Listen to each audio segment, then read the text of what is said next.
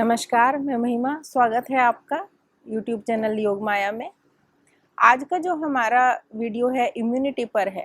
Immunity मतलब रोग प्रतिरोधक क्षमता, जो बीमारियों से लड़ने की वह शक्ति है जो व्यक्ति को सेहतमंद रखने में सहायक होती है, उसे ही इम्यूनिटी कहते हैं।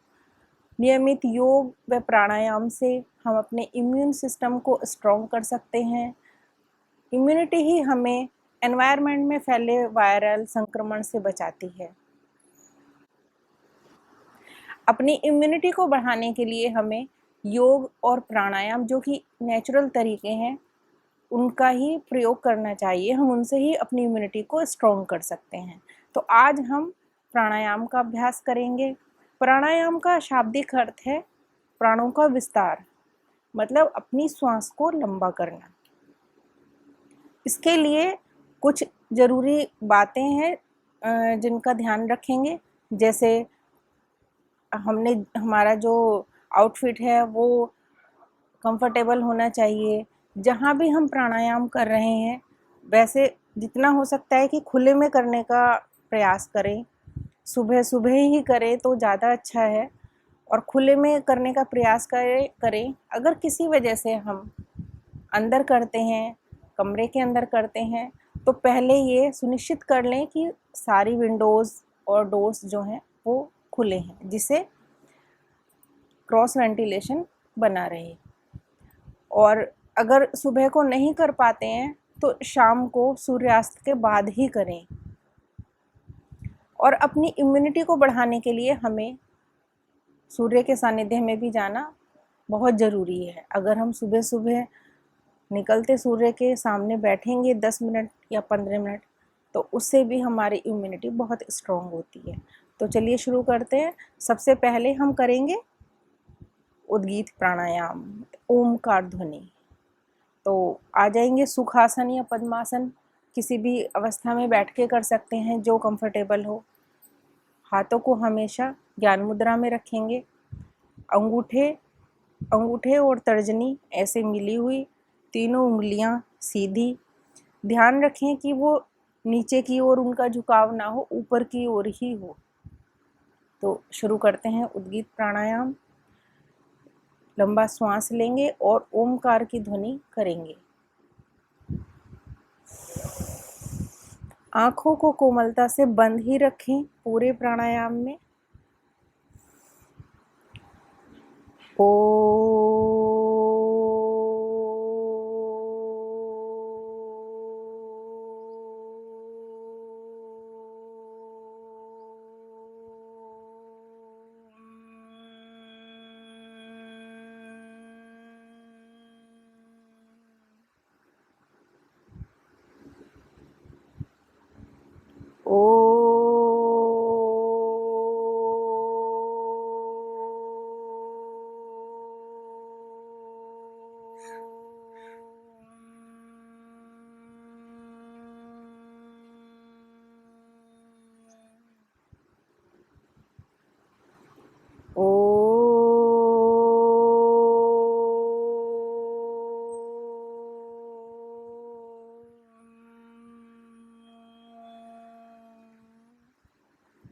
जो बिगनर्स हैं वो 5 टाइम इसको करें।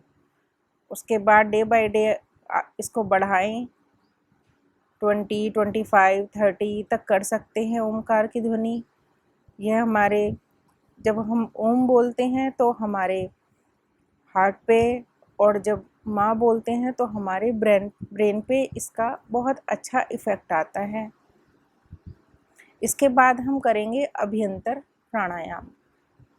अभ्यंतर प्राणायाम में लंबे गहरे सांसों का ही अभ्यास होता है। श्वास लेने की प्रक्रिया जो है वो 3 तरह से होती है। पूरक मतलब सांस लेना, रेचक मतलब सांस छोड़ना, और कुंभक क्रिया जो होती है, जब हम श्वास को अंदर रोकते हैं तो वो अंतः कुंभक होता है, और जब हम उसको बाहर निकाल के पेट को खाली करके थोड़ी देर रुकते हैं तो वो बाह्य कुंभक होता है। तो अभी हम सिर्फ पूरक और रेचक ही करेंगे, मतलब श्वास को लेना है और छोड़ना है। रोकने की क्रिया हम नहीं करेंगे। आंखें बंद करेंगे सहजता से और लंबा गहरा श्वास भरेंगे।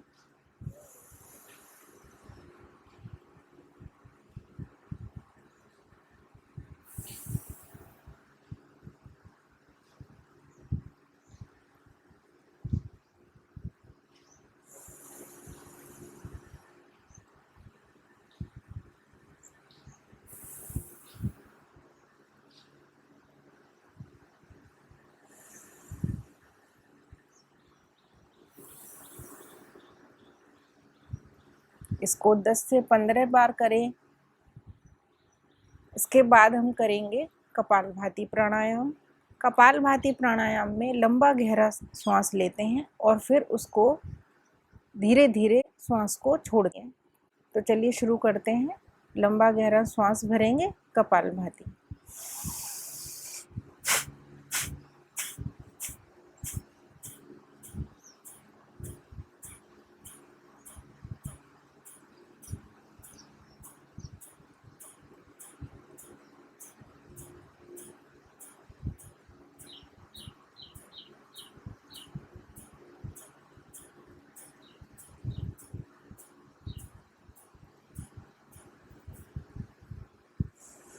जब थक जाएं तो रुक जाएं। उसके बाद फिर से लंबा गहरा श्वास भरें और फिर से उसको अपनी नाक से छोड़ते हुए अपने पेट को हिलाएं। यही है कपालभाति क्रिया। 25 के हमें स्टार्टिंग में हम 4 सेट्स करेंगे। उसके बाद हम इसको डे बाय डे बढ़ाएंगे। अब करेंगे नाड़ी शोधन प्राणायाम, जिसको अनुलोम विलोम भी कहते हैं। ये हमारे श्वसन तंत्र को शुद्ध करता है और हमारे ब्लड में ऑक्सीजन की मात्रा को बढ़ाता है। तो शुरू करते हैं। सबसे पहले हम बाईं नोस्ट्रिल से ही श्वास को लेंगे और दाईं तरफ से निकालेंगे। जब हम बाईं से श्वास को लेते हैं तो दाईं नोस्ट्रिल बंद कर लेंगे और जब हम दाएं से उसको रिलीज़ करेंगे तो हम बायां नोस्ट्रिल बंद कर लेंगे। नाड़ी शोधन प्राणायाम या अनुलोम विलोम के लिए हम बनाएंगे हाथों की मुद्रा। ये दोनों उंगलियां हम अपने माथे पर रखेंगे। अंगूठे से अपना दायां नोस्ट्रिल बंद करेंगे और बाईं साइड से हम श्वास को भरेंगे। फिर दायां नोस्ट्रिल बंद, बायां नोस्ट्रिल बंद, दाईं तरफ से रिलीज़ करेंगे। दाईं तरफ से भरेंगे और बाईं तरफ से निकाल देंगे।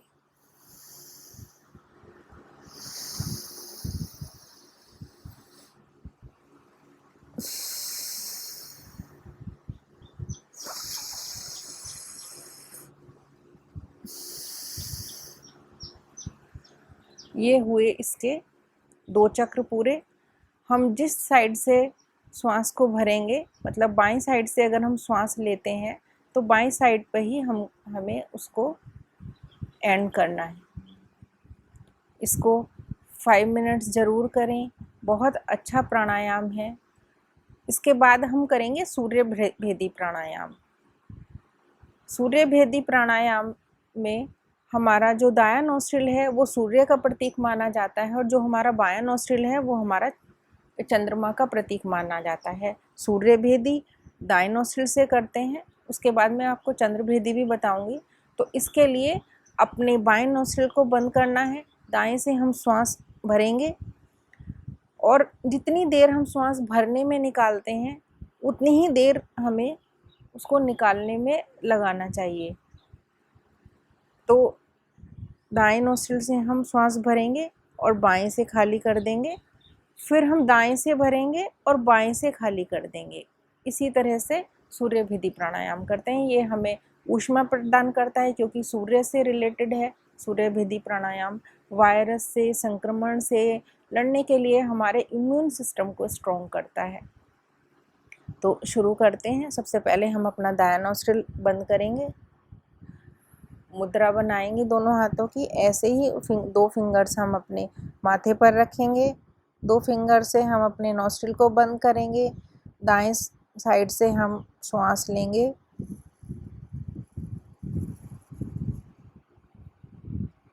बंद।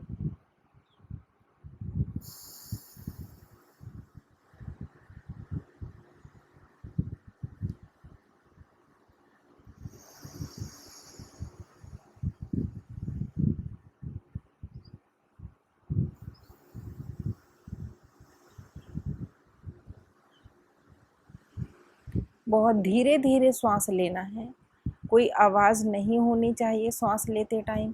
ऐसे ही निकालते टाइम श्वास लेना है, आवाज़ नहीं होनी चाहिए, तेज़ तेज़ श्वास नहीं लेना है। बहुत धीरे धीरे श्वास को भरना है पूरा गले तक, और ऐसे ही धीरे धीरे उसको पूरा निकालना है। अभी हमने जो नाड़ी शोधन, अनुलोम विलोम और सूर्य भेदी प्राणायाम किया, इसका एक बार और मैं डिफरेंस बता देती हूँ। जब हम अनुलोम विलोम करते हैं तो हम बाएं नोस्ट्रिल से हम श्वास लिया, दाएं से निकाला, फिर दाएं से श्वास भरा हमने, फिर बाएं से निकाला।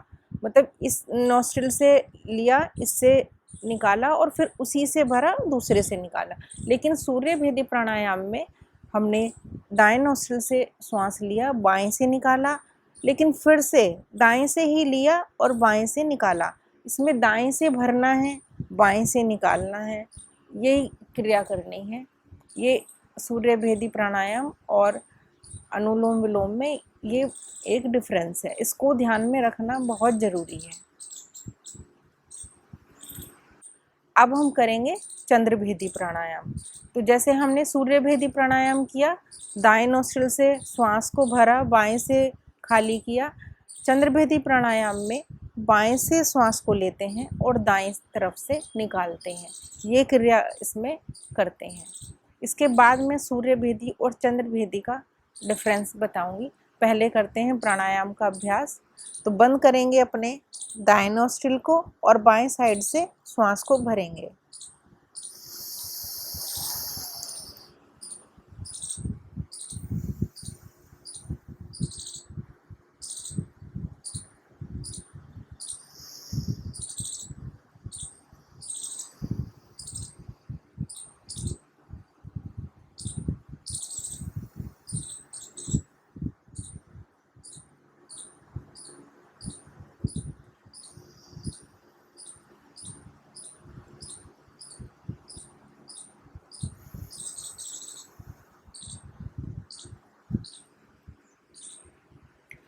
अब इसमें जो डिफरेंस है वो ये है कि सूर्य भेदी जैसे हमें ऊष्मा प्रदान करता है, ये कफ वाले लोगों को ज़्यादातर करना चाहिए, जिनको कफ की प्रॉब्लम होती है, जिनको सर्दी जुकाम ज़्यादा होता है, उनको करना चाहिए।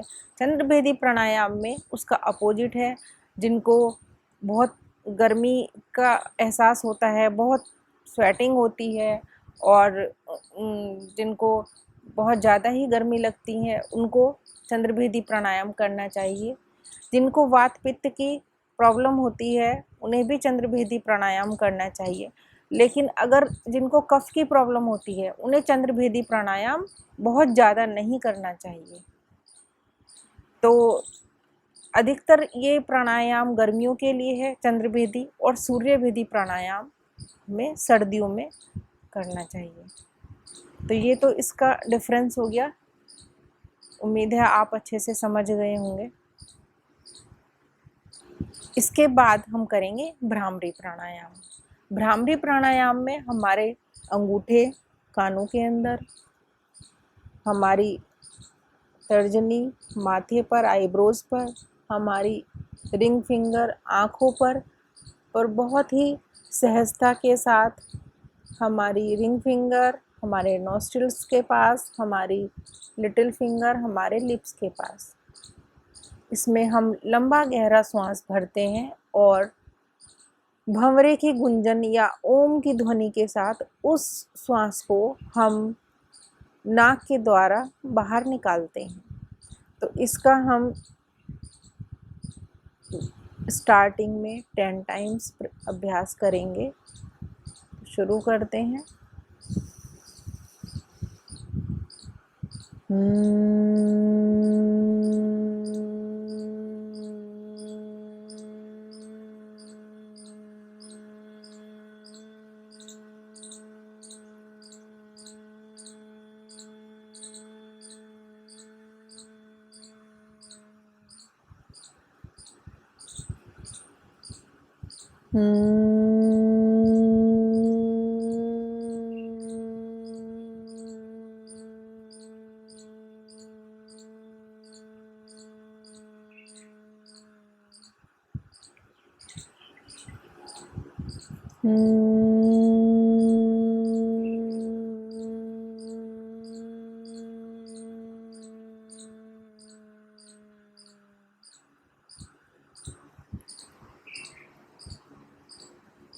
आंखें बंद ही रखेंगे, ध्यान में रहेंगे। ध्यान केवल अपनी आती जाती श्वास पर लगाएंगे। सामान्य रूप से श्वास लेते रहेंगे, ध्यान श्वास पर ही रहेंगे। जब हम श्वास को भरते हैं तो महसूस करें कि हम पूरी प्रकृति की ऊर्जा को अपने अंदर भर रहे हैं, और जब हम श्वास को खाली करें तो ऐसा फील करें कि पूरी बॉडी की जो टॉक्सिसिटी है वो हमारी सांस के द्वारा बाहर जा रही है।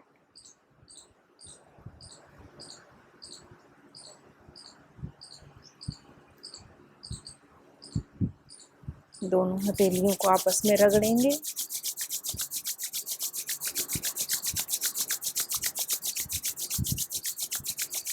अपनी आंखों पर लगाएंगे।